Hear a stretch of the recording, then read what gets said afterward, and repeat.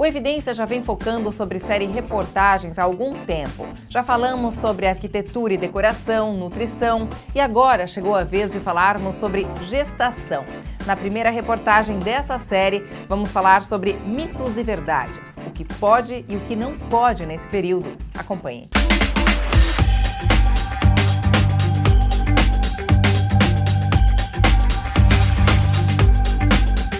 Oferecimento Interblu, Rua 7 de Setembro, 1535. Fone 3231-2700. Existem tantos contos e lendas que as futuras mamães ficam sem saber o que fazer, o que comer, quando pode, quando não pode. Para amenizar essa ansiedade, elencamos algumas dúvidas mais frequentes que costumam aparecer na gestação. Quem responde é a ginecologista e obstetra Denise Vicentini. Pintar cabelo, pode ou não pode? É mito ou verdade? É uma dúvida bastante frequente, apesar de que a gente não tem nenhum estudo que mostre que o uso de tinturas provoquem ou não alguma alteração na gestação. O que a gente sabe é que alguns produtos à base de amônia, de chumbo, podem provocar malformação. Então, qual é o conselho? O conselho é, no primeiro trimestre, que é a fase mais delicada de formação do bebê, as gestantes procurem não usar nenhum tipo de tintura para cabelo, né? E a partir do segundo trimestre, quando esse risco já é um pouco menor, se for usar alguma coisa, optar por produtos sem amônia e sem chumbo. Shampoos tonalizantes, rena natural, alguma coisa assim que provoque menos risco. Tem muitas mulheres que pintaram o cabelo e depois descobriram que estavam grávidas. E aí? O que fez, né? Não precisa se preocupar, não é nada para ficar desesperada, mas assim, o importante é a prevenção, né? Já que fez, tentar não fazer de novo, pelo menos não dentro do primeiro trimestre. Para aquelas que estão querendo engravidar, qual o seu conselho? Elas ficarem esse período todo sem pintar o cabelo ou não? Só sabendo, fazendo a tal da tabelinha para saber, agora posso e agora não? O ideal é assim, menstruou, não tá grávida, tudo bem, vai lá e faz a sua tintura, né? Ou tentar já se reeducar para usar coisas mais naturais, um shampoo tonalizante, uma rena natural que não tem amônia e que não tem chumbo. De repente é uma boa opção. A maioria dos produtos de clareamento tem amônia, então o ideal é que não se faça o clareamento na fase que está tentando a gestação e que engravidou, principalmente no primeiro trimestre. Se não pode dar má formação fetal?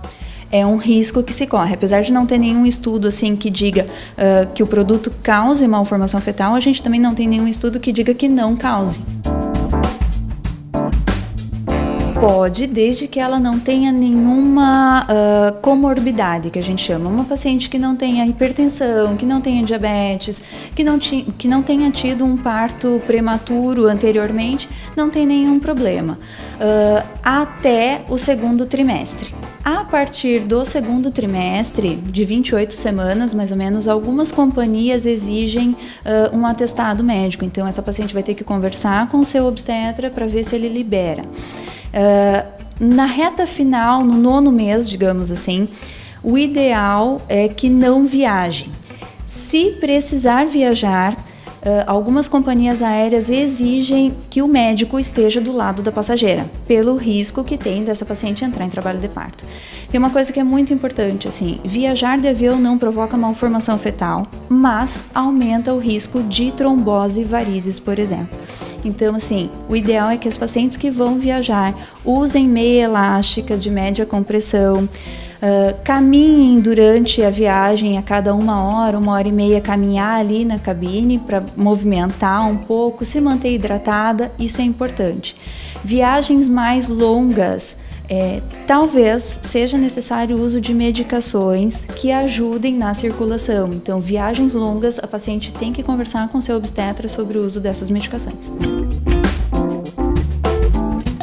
O uso moderado de café, chá, que o problema todo está na cafeína, né, que tem nesses produtos, o uso moderado não está relacionado a nenhum problema na gestação.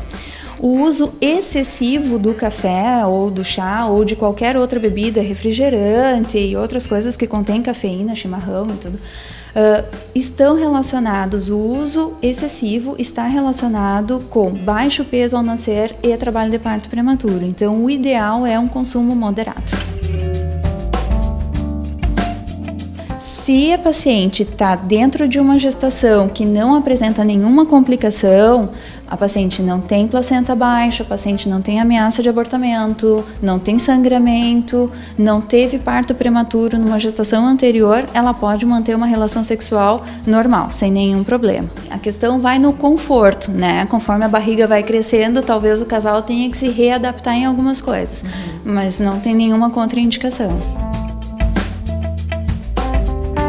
A atividade física, ela traz enormes benefícios para a gestação. Ajuda a paciente a ter um ganho de peso adequado na gestação, melhora o seu sistema emocional e tudo isso. Então, assim, quem já pratica atividade física pode continuar mantendo a atividade física. Ideal é que seja de baixo impacto, né? Quem não faz nada pode começar também a fazer.